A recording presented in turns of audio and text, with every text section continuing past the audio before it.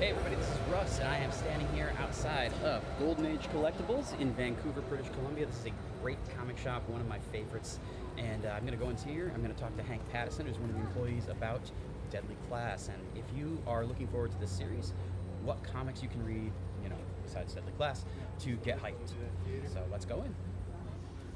So we're here with Hank Pattison from Golden Age Collectables in Vancouver, one of my favorite comic shops, and about 20 minutes-ish from where they shoot Deadly Class. Yeah, that's exactly it. We had Rick Remender doing a signing in the shop for, oh my god, what was his new book that he was signing when he came in? Well, I just remember he was in town because they were filming Deadly Class, right? And we wound up having the cast stop by and surprised him, and it was a really cool thing. So yeah, it definitely made us feel like we're real plugged into this whole development now. Nice. All right, so what have you got? What have you, if somebody, and again, like, knowing that this is not a show that's aired yet, but if you're looking forward to Deadly Class, what are some of the comics that you might try besides Remender and Craig's Deadly Class that you think are going to click with this audience? Things that have sort of a thematic connection, or as you say, like just if you enjoyed, then you will dig, you should check out. And I tried to pick some things that are a little lesser known, and then some things that are going to be real obvious. And I also tried to go with some real creator-owned stuff. Deadly Class is, of course, Rick Remender doing it for himself, and yeah, I think creator-owned comics are something you should really push. Street Angel by Jim Rugg. Street Angel is a story about a young girl who is a homeless kung fu expert and the greatest skateboarder in the world, and she fights ninjas and also supervillains. All while staying homeless, and it's kind of cynical and sort of crappy. It doesn't have a lot of optimism to it, and at the same time it's also about a young girl with a skateboard who beats up ninjas, so it's really rad, like in a very literal rad. Next up, I got Kill Them All by Kyle Starks. Kyle Starks has just been doing stuff for a few years now. It feels like he really just burst onto the scene with his first book, Sex Castle.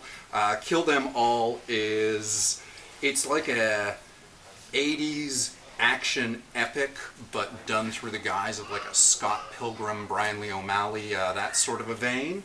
It's basically about how does this go? It's an ex-cop, his partner, and a deadly assassin. They enter a building that is full of people they need to kill to get to the top of the building, and this book is them killing their way from the first floor to the top floor. It's awesome. There's no other way to put it. We Three, a little bit of an older piece. This is Grant Morrison and Frank Whiteley. This is originally a Vertigo publication. It's basically animals turned into weapons, weaponized critters, and made not super intelligent. The kind of cool thing about it is that the animals talk, but they retain a basic animal intelligence. The reason we were pushing this one is that we were talking about the violence in Deadly Class.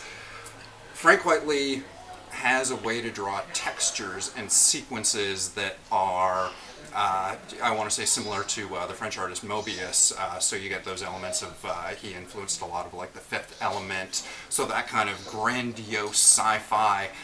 So when he draws a head exploding, he really draws a head exploding. So if you want to see an exploding head blown up by a little bunny rabbit, a wonderful dog, and a very mean cat, We Three is wonderful. Next up we have The Boys, created by Garth Ennis and Derek Robertson.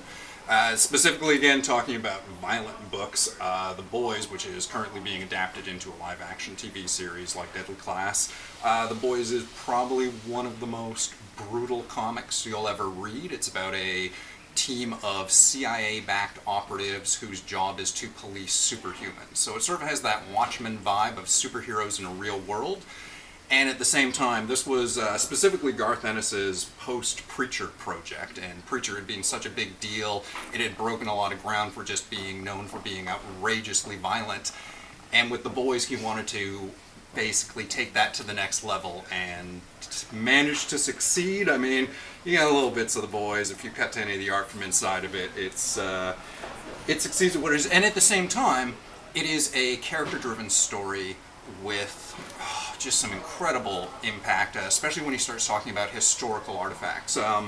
There are a lot of aspects of the book where he will just be talking about World War II history, Vietnam history, talking about the way that the open market influenced politics. There are points where it almost leaves behind being a story about the boys and becomes this thing about like social economic politics, while at the same time being this outrageously funny, violent, stupid comic. So yeah, the boys, really good. Kill It Be Killed, Ed Brubaker and Sean Phillips. This is basically just a very realistic take on the idea of a masked vigilante, that if you simply put on a disguise and went out at night with a gun trying to solve the problems of society, this might be kind of what it looks like, a little bit more than, say, The Punisher or Batman. Saying too much about it gives too much away, so simply saying it's a really good book. The Goddamned, Jason Aaron and R.M. Guerra, who I can't say his name right. This is basically the world right before God caused the flood to happen. And it sort of goes into that concept that God caused the flood to happen because the world was a really bad place. But this is a very trite thing to say, but it's a very Game of Thrones perspective on it. It's taking a look at those things with a lot more of a realistic eye towards abuse and suffering. So it is a very heavy and cruel series, and definitely just a disgustingly depraved and violent series. I want to say, but with a good heart deep inside of it. Maybe not. Maybe it's just a really harsh read, but it's a really good thing for that.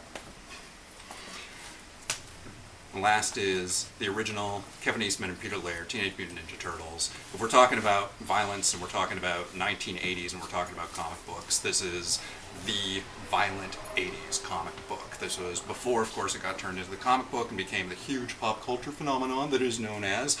But they've done a really nice reproduction of it in the past few years where this is in full color.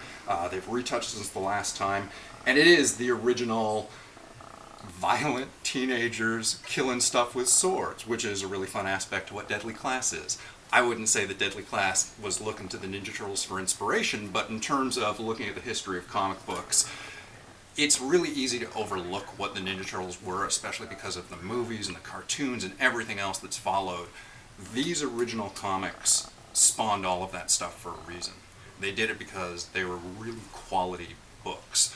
Not necessarily what the Turtles became famous for, but this stuff really manages to stand on its own and be a really good and sometimes intensely violent story. So, yeah, for fans of Deadly Class. All right, thanks so much to Hank and to Golden Age Collectibles here in Vancouver, British Columbia for hosting us. Check out Deadly Class on January 16th, and in the meantime, donate to Vokra. That is the charity that Siobhan Williams is involved with, and that's kind of the inspiration behind these series of videos. I do have a handful of extra copies at home of the first volume of Deadly Class.